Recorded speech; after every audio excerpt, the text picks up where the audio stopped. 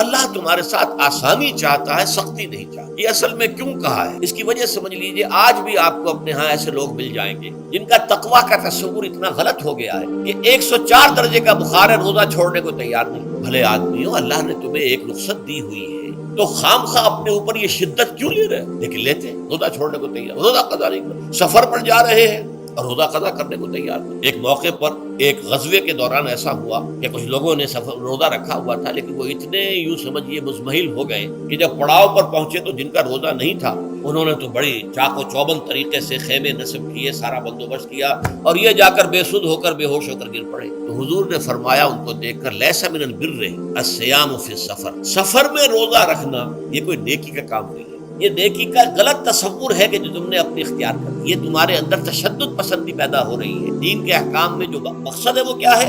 युरीदुल्लाहु बिकुमुल युस्रा वला युरीदु बिकुम